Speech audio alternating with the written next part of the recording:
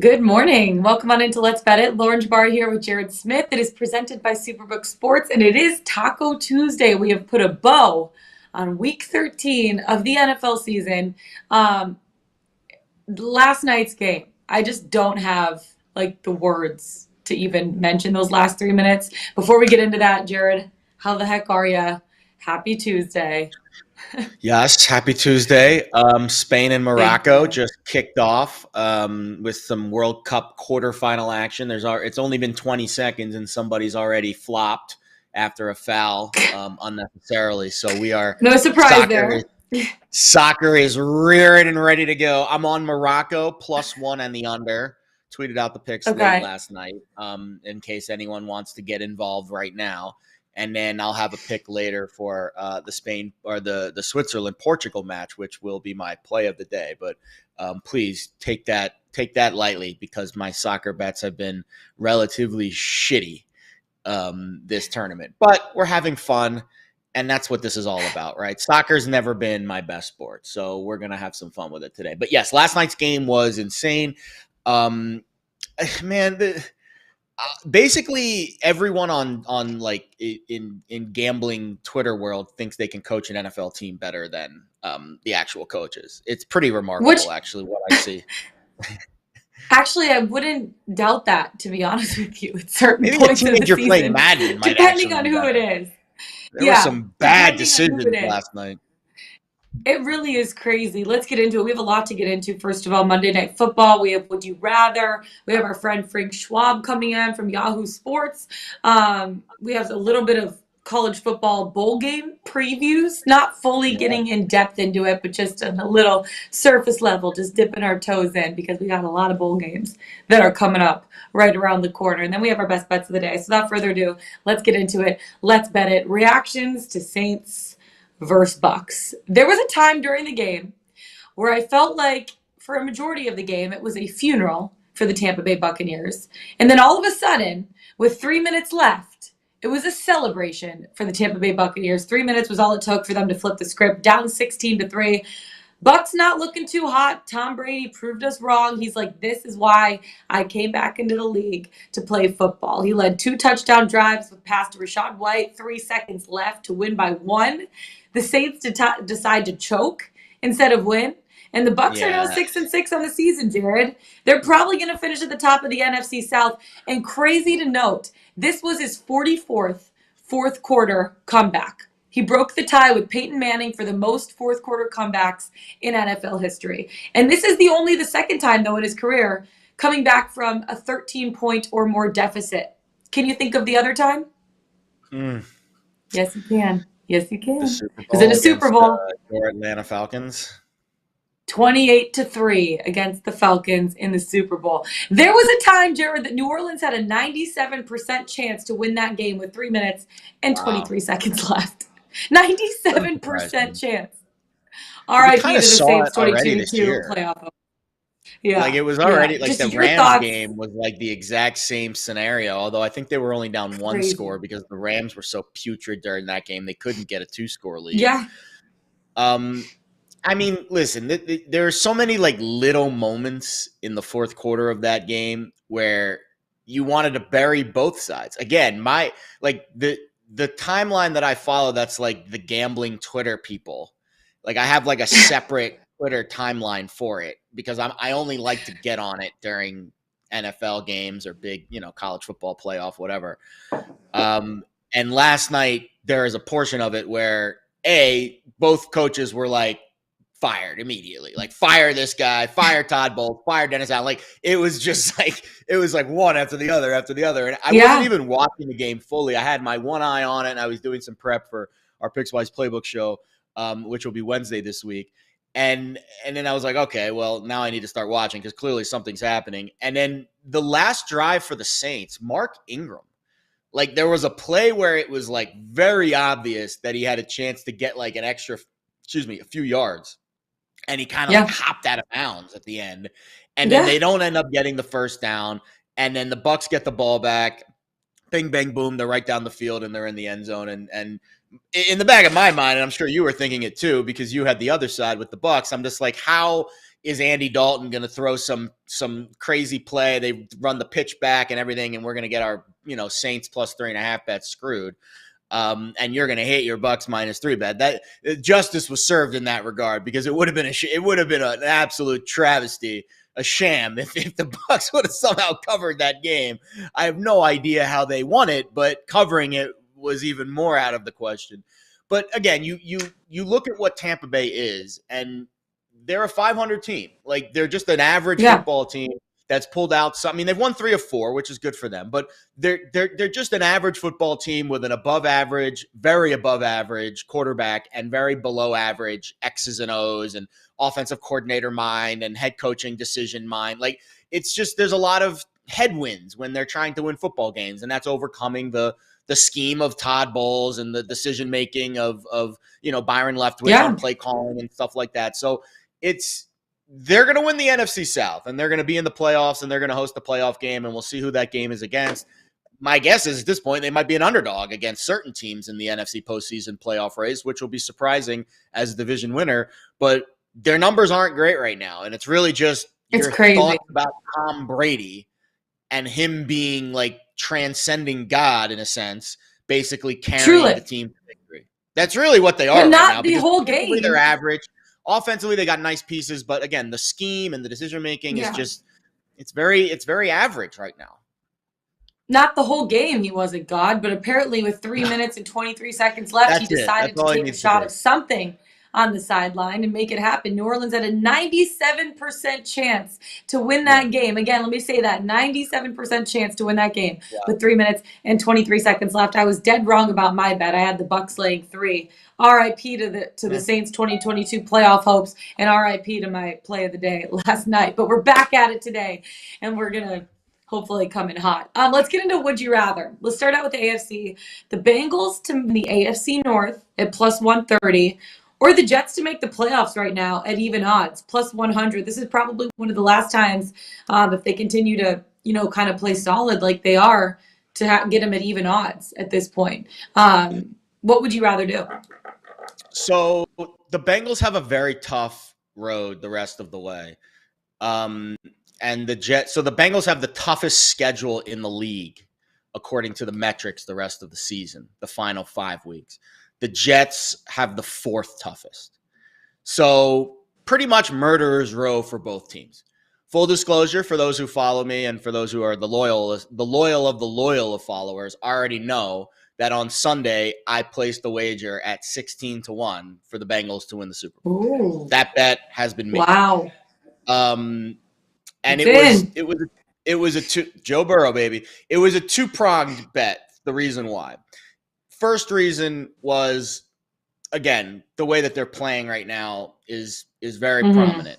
And the Ravens losing Lamar Jackson earlier in the day made me feel like they might win the division, which does speak to this bet that you're seeing at the bottom of your screen right now. We already have them at 3-1 to win the AFC North, which we bet weeks ago. Hopefully you guys already have that ticket in your back pocket. And then the other reason, really, when you handicap the AFC playoff picture right now, like, the Bengals are kind of the team that has showed up the most over the last 2 years. Like, the Bills have really struggled in these playoff type games and defensively, and the Chiefs. I mean, listen, Joe Burrow's 3-0 against the Chiefs. So I ain't worried about the Chiefs. And they're probably going to have a tiebreaker over Kansas City if the seedings work out and the Bengals do, play well down the stretch, because they beat them head to head. So they might get home field in that next game if they do play the Chiefs in the playoffs as well. And again, listen, Joe Burrow's been there. The Super Bowl runner-up angle is a tremendous angle for me over the years. I love that angle because they've been right to the precipice, to the edge of glory, just couldn't quite get themselves over the finish line. So I'm in on the Bengals right now. Like, the Bengals are my team, perhaps, down the stretch for the postseason.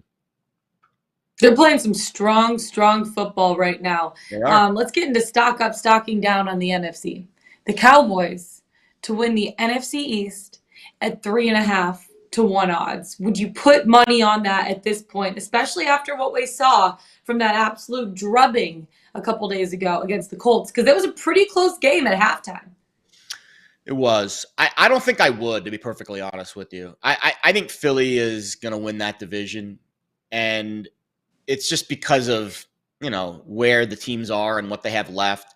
So they both have relatively easy schedules. Dallas has the 21st ranked schedule. Philly's the 20th. They play each other in week 16, but Philly has a game against the Bears. They have a game against the Saints. Yeah. They have 2 games against the Giants. They're going to be heavily favored in both of those games. They're favored by a touchdown on the road in New York this week. So I think, don't get me wrong, Dallas plays Houston and Jacksonville and Tennessee and Washington. So Dallas is going to win their fair share too down the stretch. But again, you have to win more than the other team because you're, I think, 2 games back. Or is it a game? No, I think it's 2 games back. Yeah, Dallas has 3 losses and Philly has 1. And there's only 5 games left. And I'm pretty sure Dallas won the first meeting. Actually, no, excuse me. Philly won the first meeting. So that's big because if Philly wins the second meeting, then they'd only be a game behind and they only have to make up 1 more game the rest of the way. So you have to ask yourself, is that plus 350 enough juice to make up 1 game outside of the head-to-head? They have to win the head-to-head matchup.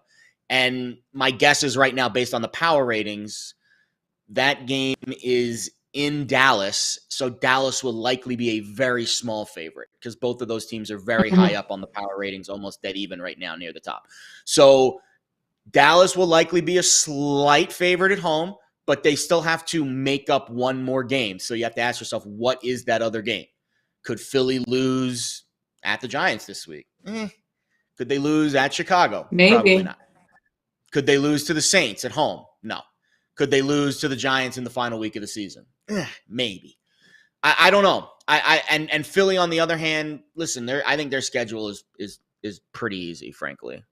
I don't see Philly losing another game outside of the game to Dallas, unless they lose this week at the Giants. That's really the only chance you have. They're not losing at Chicago. They're not losing at home to New Orleans. They're not losing at home in the final week of the season against the Giants, unless they have nothing to play for and they rest starters. I think Philly's winning out maybe the game against Dallas. So I don't think they can make up the ground, to be perfectly honest with you. It's going to be really interesting to see how that plays out. You want to know what I'm also extremely interested to see how it plays out? The Lions to make the playoffs right now. I mean, words that I never at the beginning of the season would be coming out of my mouth. Lions to make the playoffs at 7-1 odds. They're 4-1 in their last 5 games. Their only loss was a narrow loss on Thanksgiving to the Bills because Josh Allen decided to be God in the last 24 seconds of that game and get it done. They're home favorites this week against the 10-2 Minnesota Vikings, who are coming into town. Would you place money right now on my Detroit Lions to make the playoffs at 7-1 odds? Abso-freaking-lutely. Lauren, Let's go. You should be betting this right now. First of all, one pride, baby. One pride. So the way that you set up the Vikings game this week is perfect because what does it remind you of from a couple weeks ago when Dallas was coming off their loss to Green Bay and everyone was burying the Cowboys and the Vikings were coming off a win over the Bills and everyone was giving them roses, and here come the Cowboys strolling into town as a slight favorite in Minnesota. And everyone was like, how is that line? Like, how are the Cowboys favored in that game?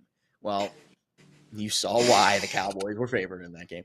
It's the same scenario reincarnated this week. And first of all, hint, hint, the Lions are going to be my best bet of the week. 3-star. Mine too. On the site tomorrow. No, mine too. It's a great bet. They are, I think, the sharpest side of the week, personally. Listen, they've been, and I dug deep last night while you were calling play-by-play for the Hawks. I was digging deep into the Lions' numbers and why they've been playing so well and some of the improvements we've seen defensively. And we'll get into all that on Pickswise Playbook later this week. Don't worry, kids. But then you look at their schedule down the stretch, and you're like, yeah, if they beat the Vikings this week, then they have to face the Jets, which is a tough game. Don't get me wrong, but it's a winnable game.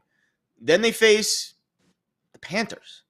Then they face the Bears. And then that Week 18 game at Lambeau Field likely will be the decider. They can win. They can win 4 of these last 5 games, realistically. 100%. Realistically. And the They NFC could ain't win nothing 4 of to these last sneeze 5 over games. right now. No one's running away with those Mhm. wild card spots in the NFC. They can So win. They can go 5 of 5 in the last 5 games. let's get through this game first. We're obviously in some. Lauren's already crowning them. Lauren's already flying out to the Rose Bowl for the game for the the Lions in the Rose Bowl. I'm Right? so excited about my Detroit Lauren's Lions fired right up. now. Listen, there's a I lot to be am excited fired about, up. and we'll get into it during Playbook this week. You should watch because it's going to be a Lions love fest on Playbook this week. But there's a lot of really Seriously. positive things right now going on with this Detroit team, and this is the game this week. I think if they win this game this week, I think that number gets cut in half dramatically. And so again, they're a favorite this week, but you can get a 7-1 that's going to move significant. And that was my thinking behind the Bengals bet on Sunday. If they win this game against the Chiefs, the number went from 16-1 to 11-1. Just like that, overnight. And now I'm sitting with a 16-1 and now it's 11-1. Like that's how you could get some serious momentum in your favor with this market if you bet the Lions 7-1. I'm not saying go nuts, but definitely worth a unit for sure in my eyes. Let's bring in Frank Schwab because I know he just wrote an article on this. Yahoo Sports NFL and betting writer. You can follow him on Twitter at Yahoo Schwab. First of all, Frank, happy Tuesday. How you doing? Good. How are you guys? How you guys doing? Oh, let's Doing love well. the Lions, Frank. Let's love the Lions. Yes, I know you're because excited about this They're topic. balling. They're balling, man. Balling. Yeah, you wrote an article. Disrespect ? The 10-2 Vikings are underdogs this week against the Lions. What is your take on a 10-2 Vikings team heading into Detroit, Ford Field, to take on the Detroit Lions, who are 4-1 in their last 5 games, and their only loss was a narrow loss to the Buffalo Bills on Thanksgiving, where Josh Allen did what Josh Allen does best in the last 30 seconds of that game? It's a shocking line. I didn't do the research on history of this, but I can't imagine many 10-2 teams are underdogs to a losing team at this point of the season without a quarterback injury.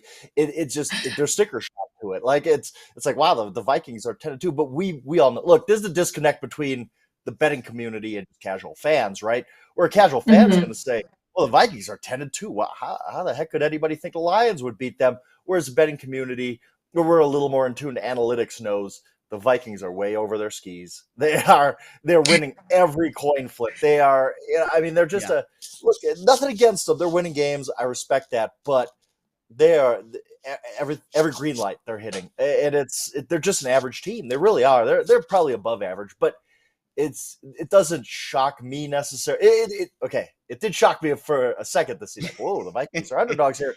But then you think about it, and you're like, this makes total sense. Lions are playing really well. I don't really know what happened to the Lions for that 3-week stretch in the middle of the season where they just lost their offense and their defense wasn't playing well. Now everything's clicking for them. They look like a really good team. I was on them easily Sunday. I thought people are really overreacting to this Jaguars win over the Ravens, and the Lions came out, handled business.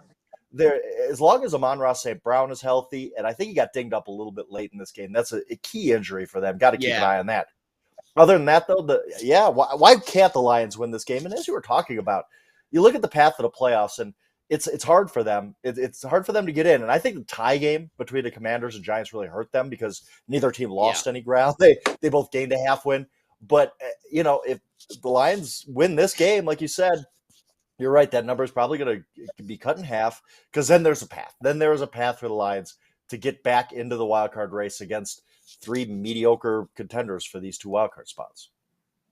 Jared, really quick, just that tie between the Commanders and Giants, it was a loss for all of us at that point. For the casual NFL fan that just wants to watch a good game. I hate seeing ties. It's like giving out a participation trophy. Sorry, Jared, keep going. No, you're good. Well, Frank, it's funny because I'm glad that you kind of, alluded to what the average fan kind of views when they look at these lines every week. Because listen, the gambling community and the public fandom of the NFL, there's a gap there between what they understand and what they can really, handle on a week-to-week basis. Sometimes I feel like I'm way too in the weeds with some of the things that I spew out on a weekly basis. But there are some ways to bridge the gap. And here's how I kind of tell people to view it. So you see that line and you're like, man, what does this mean? Instead of thinking, like, some people think it's like this conspiracy theory, like, oh, the sports books are trying to trap us by giving us this line. They want all the Vikings money.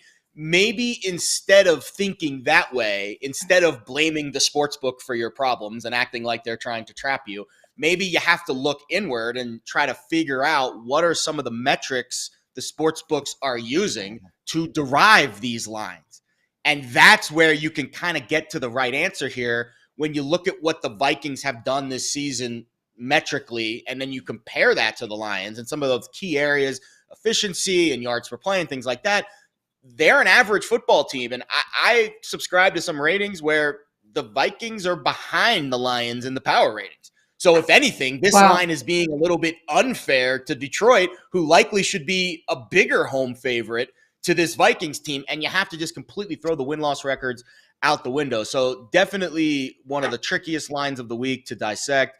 And really, it's an easy call for me to bet the Lions. All right, your picks for this week. I'll be honest, as a Jets fan and a bettor last week, I feel completely, just snake bit from that result. What are they doing throwing that fade on 3rd and goal? What are they doing throwing that fade? Like, why can't they learn I how had to the Jets. it, I had the Jets money line. I had and I'm sitting there in their 3rd and goal at the 1, and I'm like, all right, just pound it ahead 2 times. You're going to score. And they just fell in love with Mike White a little bit too much. But anyway, go on. Sneak it 3 times. Like, I don't understand why you don't sneak it 3 times. You're going to make it. The Nick Sirianni QB sneak method needs to be implemented league-wide because it's a free yard every time. But that being said, they're still in the mix here. And I think that there's a game. I mean, this is going to be a tough game this week against the Bills. But let's be honest, Buffalo's been trending in a direction. I know they played well against the Pats last week, but this is a team in the Jets that have given them problems this year and in prior seasons, and they've covered a bunch of those games. Is this spread too big at 9.5 to be laying with Buffalo? Yeah, too large for me. And it's one of those things where the Bills and I think the Chiefs especially are the 2 teams. The Eagles are getting there, where the sports books are just like, we're not giving this away for free anymore. You want the Bills, you got to pay a tax. You want the Chiefs, you got to pay a tax. That's been going on for like 3-4 years now. And I just think there's a tax here. I don't think this is a fair line. I don't think the Bills are 9.5 points better than the Jets. We saw the Jets beat the Bills with Zach Wilson at quarterback. So they were playing basically without a quarterback in that game, and they still beat the Bills. They could cover 9.5. And I get, look, the Bills have extra rest. They're at home. They did look better, a lot better in the last game. They destroyed the Patriots in that game. That's one of those games where if you just look at the score, you're like, okay, the Bills got by. If you watch that game, you're like, that game could have been 42-0. Yeah. Like they absolutely positively dominated that game. So I get it. The Bills are playing better, but 9.5 is too much for me. I think that the sports books are saying we're not going to, all these casual bettors are going to come in and just bet the Bills because they're a very brand name right now. We're not going to give them any breaks here. You're going to have to pay a little bit extra. And I'll take that extra. I'll take the 9.5. I think the Jets can keep it close. Why not? I think that they're a solid defense. The offense looks better with Mike White. They can do some things. They can move the ball enough that even if, to the point of like, look, a few weeks ago when Zach was a quarterback, if you fall down 10, 14 points, I think you're drawing dead at that point. You're not coming back. Yeah. Now I think you can get the backdoor cover. Like that's in play too if we need that. So I do like the Jets here with the points. Now you look at another spread that's very, very large is the Chiefs laying 9 points taking on the Denver Broncos in Denver at altitude. We obviously saw what happened last week. The Bengals really, shutting Patrick Mahomes down. They kept him in they put pressure on him without blitzing. They looked really good. Now you like the Chiefs laying 9 points. Is this kind of like a revenge comeback spot against the Broncos? It's one of those things where I'm based in Colorado, right? And I maybe the negativity about the Broncos just gets to me. I will tell you this. There is no chance in heck I will be picking the Broncos, laying any money on the Broncos. You can't. Like any investment in the Denver Broncos. Even though they did cover this past week. They did. But they're just so hard to watch. And at this point, you get Ed Cortland Sutton's banged up now. So they might go into this game with Kendall Hinton as their number 1 receiver in an offense that's entirely broken. And you have to start doing the math, right? And it looks square to be like, I'm going to lay the Chiefs -9 on the road. But you start doing the math. The Broncos, especially if Sutton's out, the Broncos' absolute positive max points in this game, I believe, is about 10. Right? I just don't like. How are they going to score anymore? They don't every week. They're averaging less than 1.3 touchdowns per week. So Are we really believing the Chiefs aren't going to score 20? Like, I don't buy that. And the Chiefs are going to be mad. They just lost a big game. They got to bounce back. I think they are just going to destroy the Broncos. I really do. I mean, I do respect the Broncos defense. Very good unit. But this offense is so bad and so broken that it becomes a math problem where there's no chance. You can replay this on Monday if I'm wrong, but there's just no chance the Broncos score 21 points. I've watched this team every single week struggle. It's not going to be some breakthrough for them. So yeah, I'll be square. I'll take the Chiefs. Why not? Just because I do not trust the Broncos in any way. They haven't scored 21 points since week 4 against the Raiders. It's unbelievable. I mean, watching it, you have no idea being out here either. Fans are angry. I have not seen this from a fan. They haven't. When people are talking about Deion Sanders at the University of Colorado now, in 8 weeks. They're terrible. Like they can't even perform basic functions on the field. Like it's 3rd and 1, and Russell just throw a ground ball to a running back on a flare route. It's so bad here. And yeah, so again, I will not watch another Denver Broncos game this season. I had them against Tennessee. I'll admit to it. I took the points. I was like, they're coming off this win against Jacksonville. Maybe they can get things going. And you just watch them again. They score 1 touchdown. They can't score. Nope, not doing that again. I'm sorry. I was wrong. They scored 21 in their win over the Jags in London. Maybe they should go back to London. Maybe that's the answer, Frank. I saw Maybe that they should go back to London in September. That was their last win, and that was the only time they've scored more than 20 or 16 points since their game in September against the Raiders. Wow. So they have not scored over 16 points in America in 3 months. Yikes. All right. Speaking of the Raiders, this is kind of an interesting game this week because I'll be honest, at this stage of the season, it is really hard to beat the market. We have 13 weeks of data. The sports books get better data than us, and the numbers are really sharp. So the only time that I think we can find maybe some manual adjustments to get some edge is when we have these starting quarterback to backup quarterback situations, which is what we have with the Rams this week. And I know we saw John Wolford last week. It wasn't great, but they were kind of in that game. And I know Seattle's defense hasn't been much to sneeze over, but neither has the Raiders. So I'm curious if there's a chance or a path to covering for the Rams in this Thursday night game, short week for Josh Jacobs, or if it's just Wolford doesn't have what Stafford had, and this is going to be a downtrend for the Rams down the stretch. Yeah, and it's one of those things where I like betting underdogs. That's why I'm probably having a decent season. But we get late in the season, and you got to rechange your thinking. You have to think, sure, which of these teams, Houston Texans, I'm talking to you, have just completely quit? Which ones do you just, no matter the point spread, I'm just not backing them at all? And I think the Rams might be in that category. And I know, look, they've been really, really hard. They almost won on Sunday, but I think that was their game. I think that was their, okay, we're going to try, and then you just get to a point where you just feel broken. You're looking around and you're like, against the divisional game too. There was some divisional to that game. You're at home. Bobby Wagner was going back and forth, going crazy with people. Right. And John Wolford was in there, and he gives them a better chance to win than Bryce Perkins. And there's that little dead cat bounce there for the Rams. So, but you get now it's like at some point the Rams are going to look around and say, "We're done. What are we playing for here?"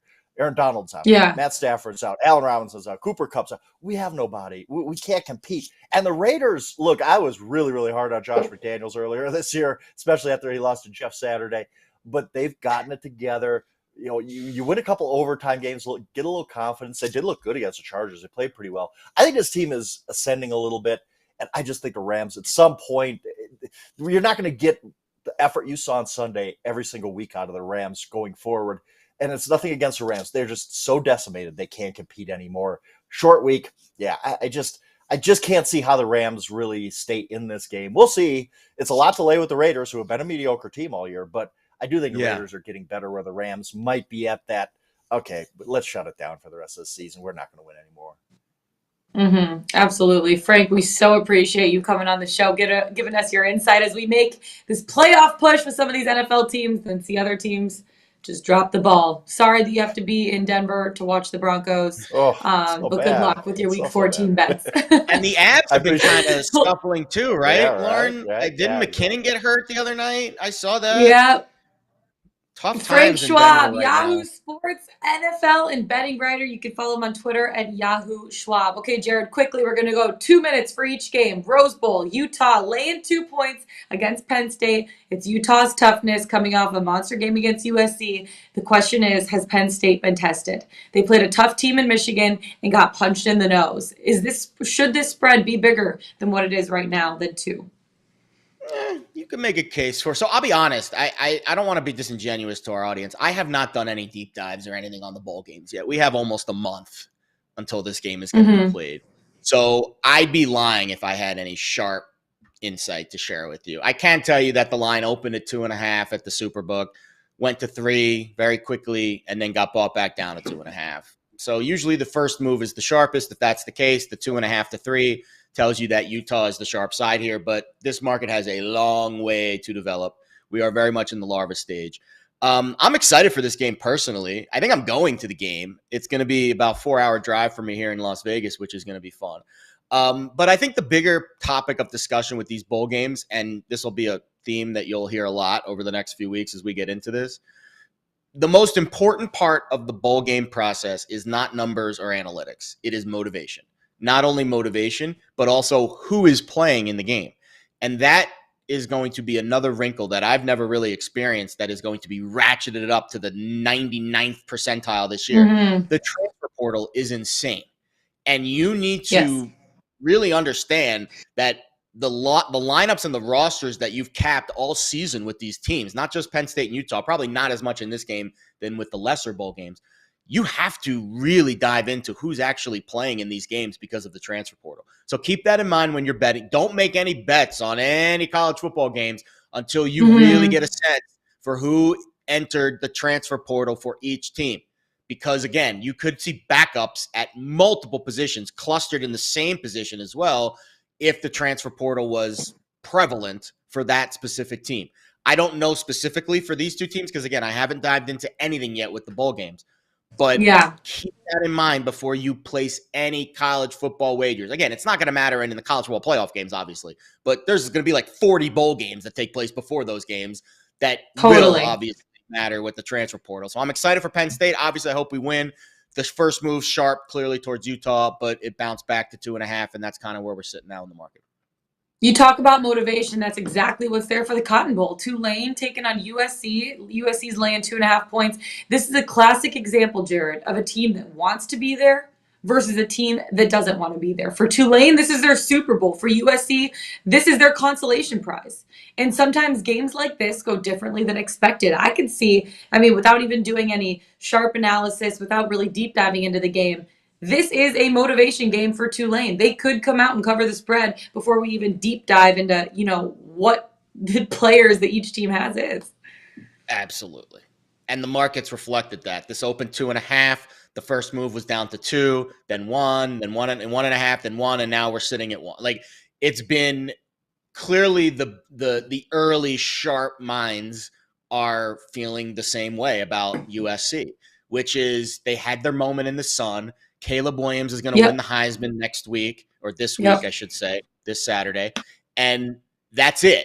Like, I think the rest of the USC motivation will basically be, dissipated in the coming weeks as this team pretty much gears up for next year, hopefully with Caleb Williams in tow. I think a lot of the practicing, and who knows, we might see a lot of wholesale changes for this USC roster with guys that you're trying to get more work for next season. And this is a roster that will likely be very different next year due to the transfer portal. So it's very hard to handicap this game on the USC side. On the Tulane side, you nailed it. This is Willie Fritz's Picasso, basically, to beat USC in a New Year's Six game and to showcase what's been a very impressive year for Tulane, coming off a very nice win in the American Athletic Conference Championship game. And listen, Tulane's got the best against the spread mark in the entire country this year. I think they're 11-2 against the spread, the best in the nation. So hard not to take the Green Wave very seriously in this game, considering the motivational aspect and the fact that Tulane is just a good football team that can run the ball with Tajay Spears, the one of the best running backs in the country that no one really talks about. And what's USC's bugaboo? Stopping the run. So I think this is a big matchup edge for the Green Wave here for sure. Absolutely. All right, let's bet it. Presented by Superbook Sports. Can you beat Vegas this football season? Superbook gives you the chance every week to go head to head with the best odds makers in Las Vegas. No fancy computer algorithms, no one across the pond setting lines for American sports. Just the best team of traders in the business at the Superbook in Las Vegas. Plus, some of the best odds boosts and promo bets in the country. If you're in Arizona, Colorado, Iowa, Nevada, New Jersey, or Tennessee, download the Superbook Sports app or visit superbook.com to start your battle against Vegas. From superbook.com to Pickswise.com, Jared, 3-star play of the day on this Tuesday. Who we got? Tyler Mortimer has a total in the Leafs Stars game, and we also have a mega parlay for the NHL tonight as well. That is your fodder for Pickswise.com's plethora today. No NBA, no college hoops. Oh, actually, I take that back. Philip Tomich just checked in. I just did a refresh. Lakers, Cavs total. So we have two. We have an NBA and an NHL for you tonight. And for you, you're giving us a little taste of something else too. Who you got? Let's go to Switzerland. Actually, no, let's go to Qatar, but this match is Switzerland and Portugal. Ironically, I've been to both of these countries, both beautiful countries. Wow. Portugal and Switzerland, both teams to score. So first of all, quick update. We're looking great, knock on wood here. Morocco and España, 0-0 as we approach halftime. So hopefully that score stays exactly like that.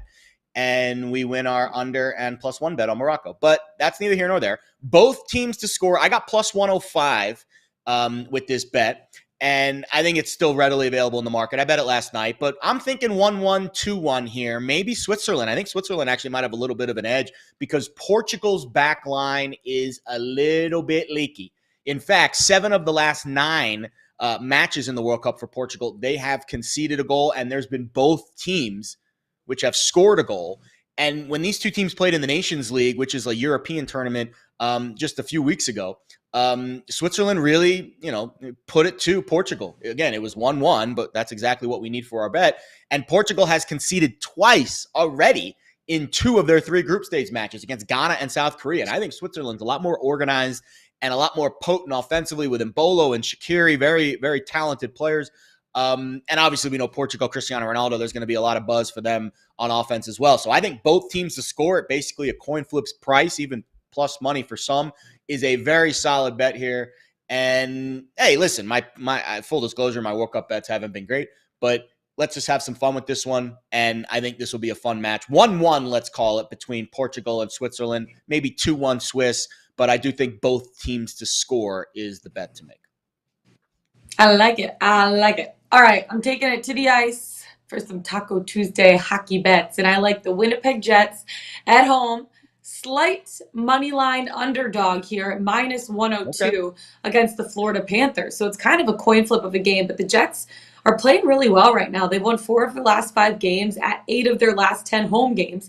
And they're a really good team offensively. They've been on a roll during the last few games. Right now, they scored at least 5 goals in 4 of their last 5 games. And also on special teams, not the best in terms of converting their power plays. They're only converting on about 20%, but they are doing really well on the penalty kill. Then you look at the Panthers. They've struggled defensively this season. They've given up 12 goals total in their last 4 games, which is averaging about 3 per game. They've also struggled on special teams. They're killing only 77% of their penalties, so the other team converting at about 23% of their power plays.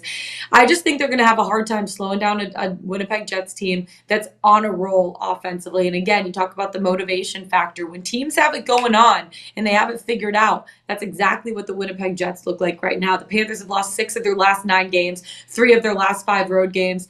I just gut feeling this feels like the right spot for the Winnipeg Jets. Being a slight home dog, even though you're getting it at -102, you still have to lay 2 cents for it. I just feel good about the Winnipeg Jets coming out here strong on home ice, taking on the Florida Panthers, who are struggling recently on the road and just struggling overall in this spot. So give me the Jets, baby. Jets, Jets. Can I say that for the hockey team too, or does that just work? Say that anytime. That type of chant is always welcome on this show. Even though I'm licking my wounds a little bit after Sunday's disaster. Guess what? there's always week 14. The Jets will come back even stronger, better than ever. Guys, that's it for us today. Find us on the Pickswise YouTube channel. Go to pickswise.com. Follow us on Twitter. That's Jared Smith. I'm Lauren Chapara. We'll see you guys tomorrow. Let's get it. Let's bet it. Presented by Superbook Sports.